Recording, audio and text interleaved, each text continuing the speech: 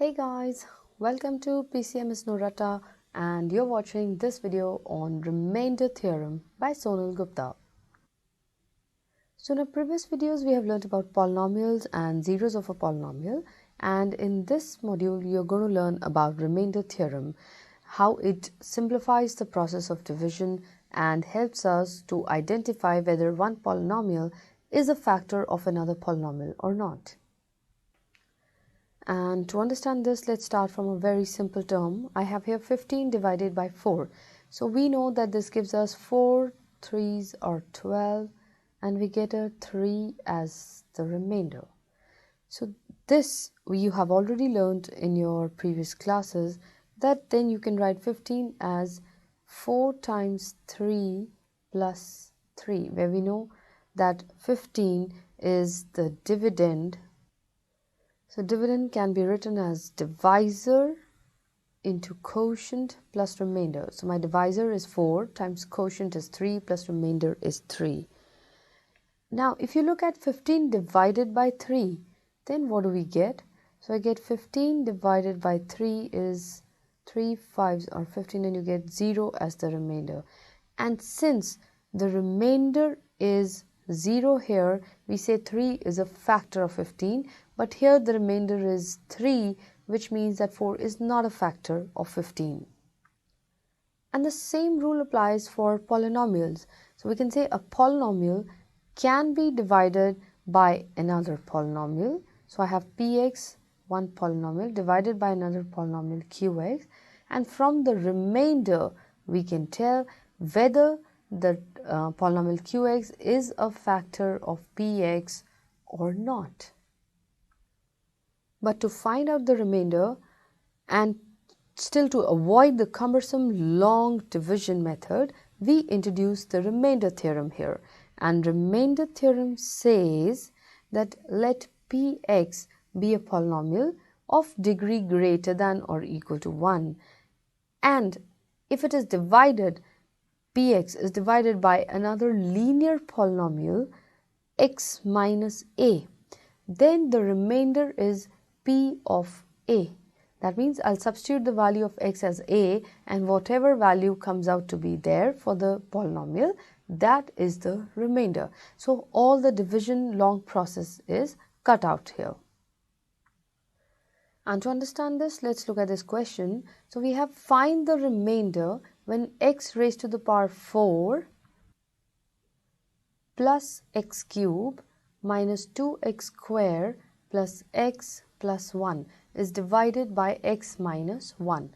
So here we have a polynomial px, which is this, that is x raised to the power 4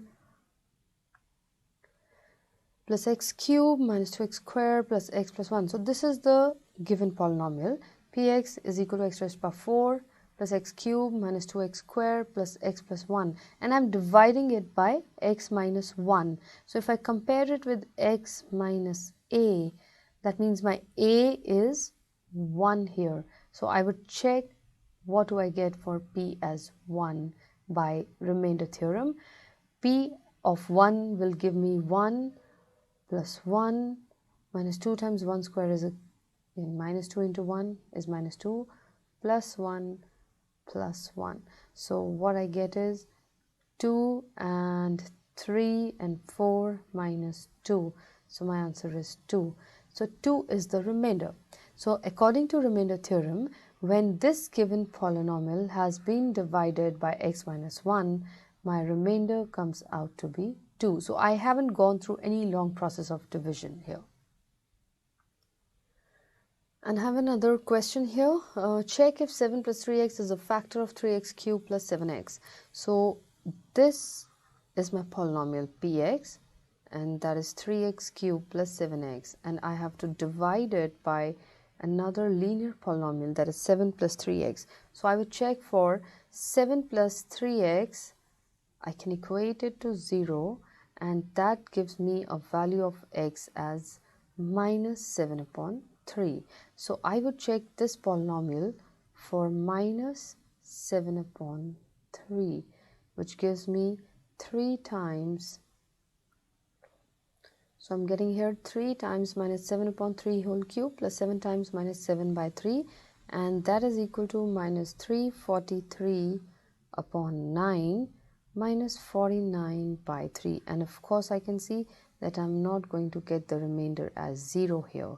So the remainder is not 0, that is p of minus 7 by 3 is not 0. So this polynomial 7 plus 3 is not a factor, right? So I would say here, so 7 plus 3x is not a factor of 3x cubed plus 7x. So we determined the remainder by remainder theorem and it didn't turn out to be 0, so it is not a factor. We can check a couple of more questions here. And here is my next question. It says if x raised to the power 51 is divided by x plus 1, then the remainder is, so you are not going to go again through any long process of division. We just write here that px is equal to x raised to the power, so I have px is x raised to the power 51 plus 51, and I have to divide it by x plus 1. So I would compare it with x minus a, so that means my a is minus 1 here, right? Because x plus 1 actually gives me x minus 1 here. So a would be minus 1. So I'll check the given polynomial for minus 1 to determine the remainder. So I have this plus 51, and minus 1 raised to the power 51, it's an odd power, so I would get minus 1 only. So minus 1 plus 51 would give me 50. So that is my remainder, right? My next question is, if x plus 1 is a factor of 2x squared plus kx, then find k. So now here my p of x, the polynomial, is 2x squared plus kx, and I have to divide it by x plus 1, and it is given to me that this is a factor of 2x squared plus kx.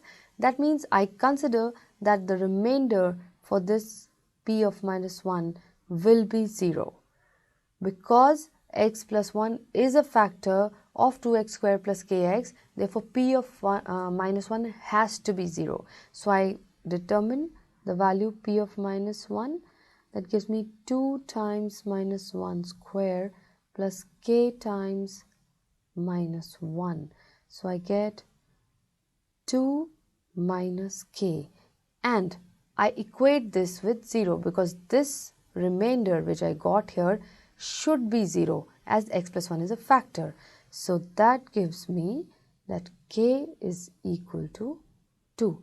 So you have to be careful that when they ask you to find the value of k or any other constant, and it is given to you that so and so linear polynomial is a factor of another polynomial, then it is understood that the remainder will be 0. P of a will be 0 here, right?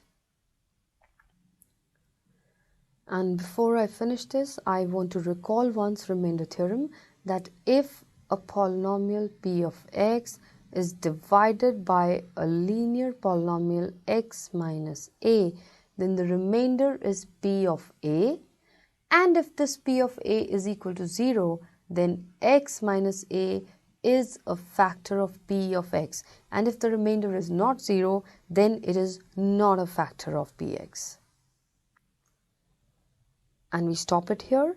In our next module, we shall learn about factorization of polynomials. If you find this video helpful, please subscribe, like and share, and follow us on Instagram and Facebook at PCMINR.com. Thank you for watching.